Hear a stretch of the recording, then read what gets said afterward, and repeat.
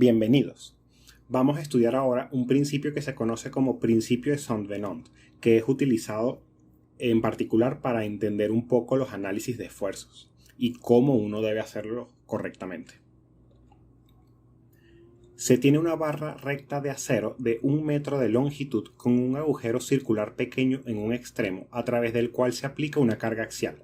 Esta es la barra, este es el agujero y se aplica una carga de 100 newtons. El módulo de elasticidad de este tipo de acero está empotrada en un extremo la barra y su sección transversal es la siguiente. Tiene un ancho de 0,01 metros y una altura de 0,05 metros. Esta es la sección transversal. Esto es lo que vería si yo me paro aquí y miro hacia la izquierda. Vería esta sección. Entonces el área de esta sección es 0,01 por 0,05 que da 0,0005 metros cuadrados. Vamos a hacer un diagrama de cuerpo libre de esta barra y a calcular la reacción que aparece en este extremo, que ya sabemos que solo es una reacción axial y que por sumatoria de fuerzas en X, como no existe ninguna otra fuerza, solamente esta fuerza debe ser igual a esta para compensar y que la sumatoria de fuerzas en efecto de 0. Vamos a proceder a calcular el esfuerzo y la deformación en la barra, que se calculan como sigma x, el esfuerzo, va a ser fuerza entre área, eso es 100 entre 0,0005, y eso da 200.000 newtons sobre metro cuadrado. Por otra parte, la deformación, la elongación de esta barra se calcula como P por L entre AE, recordando que P por A, en este caso que lo conocemos, va a terminar siendo nada más sigma x, y eso es 200.000 por 1 metro sobre 2,1 por 10 a la 11, lo que da 9,5 por 10 a la menos 7 metros, o lo que es lo mismo 9,5 por 10 a la menos 4 milímetros. Un detalle importante es que para efectos de lo que vamos a hacer ahorita, yo desprecié esta distancia entre B y C. Los cálculos que se hicieron, desprecié esta distancia que no es muy grande realmente con respecto al metro que hay desde el extremo A hasta C. Bien, vamos a hacer este mismo problema, pero lo vamos a resolver mediante una simulación computacional. Vamos a resolverlo, por ejemplo, en un programa como SolidWorks, como ANSYS, como Inventor, etc. Vamos a resolver este mismo problema. El primer paso es generar la barra, generar el CAD. Esto es una barra de 1 metro de longitud con un agujero y la sección transversal correspondiente. En segundo lugar, vamos a aplicar las restricciones y las cargas del problema. Eso lo que significa es que en este extremo vamos a decir que todo este extremo está inmóvil, no puede moverse ni desplazarse de ninguna manera. Eso es un dato que le vamos a introducir a la simulación.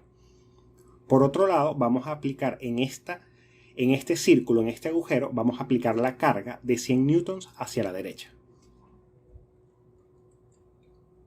Posteriormente vamos a generar una malla del modelo. ¿Qué significa eso?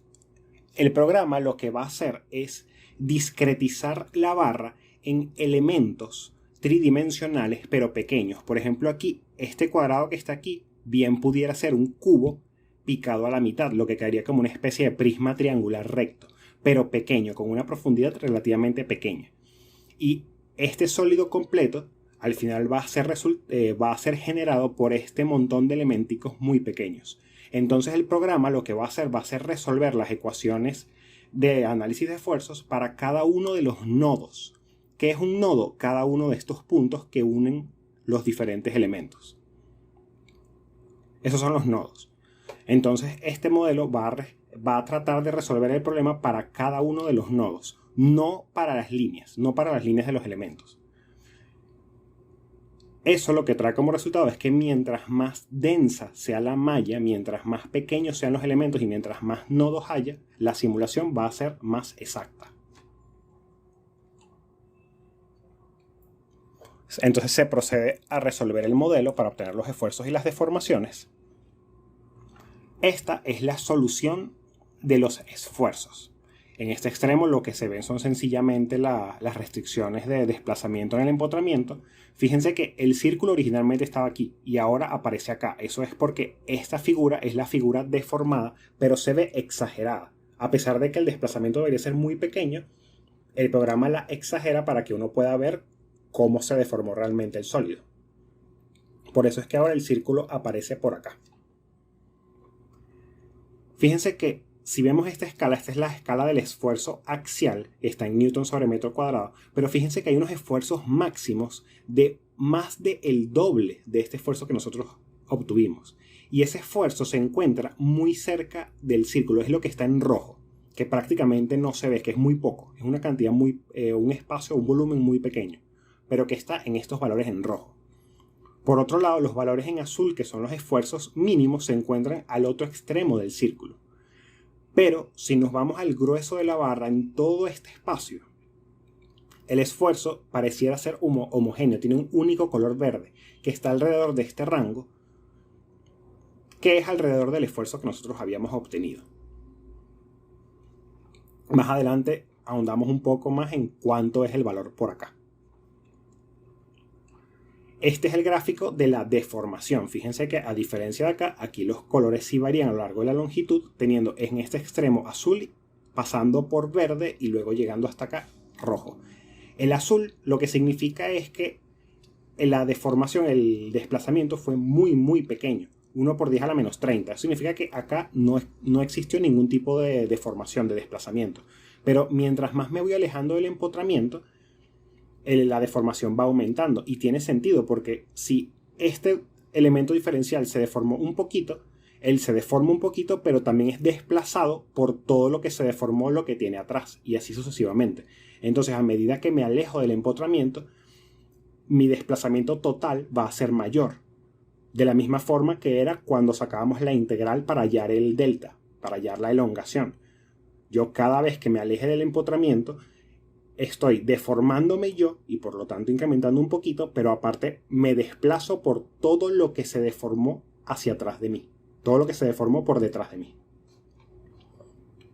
En efecto, fíjense que esto está en milímetros y la deformación máxima que se obtiene en este extremo es aproximadamente 9.4 milímetros. Y a nosotros nos había dado 9.5 por 10 a la menos 4 milímetros. Eso también está por 10 a la menos 4.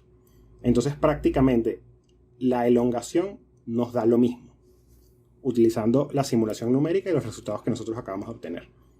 Pero, ¿qué sucede entonces con el esfuerzo? Vamos a ver en primer lugar la deformada de la pieza. Aquí en este extremo, fíjense que pareciera tener la altura original que tenía el problema. Y en este otro extremo también pareciera ser así. Pero en el intermedio, fíjense que aquí hay como un pequeño brinco. Como que se redujo la altura. Y aquí también pareciera pasar lo mismo. De hecho, un close-up acá y acá se ve que este alto es mayor que este. No se nota mucho la diferencia, pero sí existe. Y lo mismo pasa acá. ¿Por qué sucede eso? Porque si este extremo, según la simulación, no puede desplazarse, entonces no puede acortarse ni alargarse. No puede moverse de ninguna manera. Pero estos puntos sí, y si yo estiro un material, él va a tender a contraerse en el ancho. Por eso es que esta altura se redujo. Aquí lo que sucede es que, como la fuerza está aplicada acá, lo que se deforma realmente es lo que está por detrás de este círculo. Entonces lo que está por detrás de este círculo va a reducir su ancho, su alto. Pero lo que viene después, aunque es desplazado por todo lo que se deformó antes, realmente no se deforma, porque no tiene ninguna fuerza que lo esté deformando y por eso mantiene la altura original.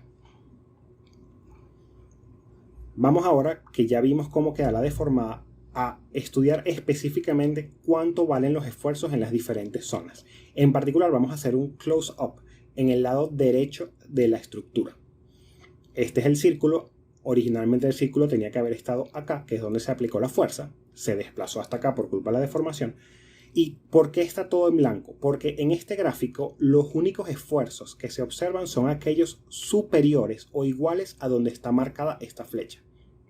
Es decir, aquí los únicos esfuerzos que se muestran son aquellos superiores alrededor de 330.000 newton por metro cuadrado.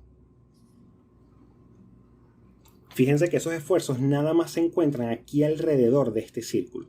Sin embargo, si yo bajo esta barra hasta acá, alrededor de los 205.000 por ahí newton sobre metro cuadrado, que es por acá, lo que sucede es que ya tenemos un rango mucho más grande, ya una parte más importante de los esfuerzos se muestran en el gráfico. Eso significa que los esfuerzos contenidos en toda esta área son iguales o superiores a los 205.000 newton por metro cuadrado aproximadamente. ¿Qué sucede si yo sigo bajando esto? Pero un poquito nada más. Este es el mismo caso que ya teníamos. Pero fíjense lo que sucede si yo bajo un poquito más. Miren que la diferencia entre este y este es casi imperceptible en el gráfico. Yo estoy bajando algo así como de 205.000 a 199.000, algo por el estilo. Y miren lo que cambió en todo este gráfico. La simulación numérica lo que me está dando como resultado es que de aquí para atrás, prácticamente todo tiene un esfuerzo igual a 200.000 por ahí. Algo muy cercano a este valor. Capaz es un poco menos, capaz es 198.000 por ahí. Pero el punto es que es un valor muy cercano a este y que se distribuye igual en toda esta área, toda esta longitud, e incluso pudiéramos haber hecho el gráfico más hacia atrás, tienen el mismo esfuerzo axial. Es un esfuerzo que se comporta uniformemente a lo largo de todo el alto, de toda la sección transversal. Mientras que cerca del punto de aplicación de la carga no es así. Cerca del punto de aplicación de la carga se tiene un comportamiento diferente y que se nota esa diferencia. Ahora vamos a enunciar el principio de Saint-Venant. Si un sistema de cargas que actúa en una zona de la superficie de un sólido se reemplaza por otro sistema de cargas estáticamente equivalente, actuando en la misma zona, entonces los efectos de ambos sistemas de cargas son esencialmente los mismos en aquellas regiones del sólido suficientemente alejadas de la zona de aplicación de la carga. ¿Qué significa eso? Si yo tengo, este es el corte de la barra del problema que acabamos de resolver, si yo corto muy cerca del punto de aplicación de la carga, tengo un comportamiento extraño en el esfuerzo. Esta es una representación de las cargas o el esfuerzo no de las cargas, en específico de las cargas que están siendo aplicadas como una fuerza interna, como las reacciones. Entonces el comportamiento del esfuerzo aquí no necesariamente va a ser homogéneo como el resto de la barra. Si yo me alejo un poco de del punto de aplicación de la carga, las cargas que resultan como fuerzas internas empiezan a volverse más uniformes, hasta el punto de que si yo me alejo lo suficiente, las cargas van a ser completamente uniformes. Y de hecho, el esfuerzo acá va a ser exactamente igual a P sobre A. Mientras que aquí eso no es tan así, ni aquí tampoco. Porque si las fuerzas aquí cambian tanto, los esfuerzos van a cambiar mucho entre un punto y otro. Teniendo una carga de esta longitud, de esta magnitud, no es lo mismo calcular el esfuerzo que calcularlo para una carga que esté por acá. Mientras que acá todas las cargas son iguales. Entonces, ¿qué es lo que me dice el principio de Saint-Venant? Que si yo estoy suficientemente lejos de la aplicación de los puntos de aplicación de las cargas, no importa que yo no tenga esta fuerza P, sino un sistema equivalente como por ejemplo P medios y P medios. Si estoy suficientemente lejos, las cargas van a tender a distribuirse uniformemente y por lo tanto el esfuerzo lejos de los puntos de aplicación de las cargas van a ser iguales si los sistemas de cargas son equivalentes entre sí. Este principio es importante porque cuando se estudian sistemas mecánicos o estructurales hay que tener cuidado de alejarse de los puntos de aplicación de la carga siempre que sea posible, e incluso de los apoyos, de los empotramientos, de los rodillos, las articulaciones, etc. Hay que alejarse de esos puntos porque los esfuerzos en esos puntos no necesariamente nos van a dar bien. Entonces, si hay que estudiarlos, hay que buscar otra metodología para estudiarlos. Bien, estas son las referencias usadas para la presentación. Muchas gracias.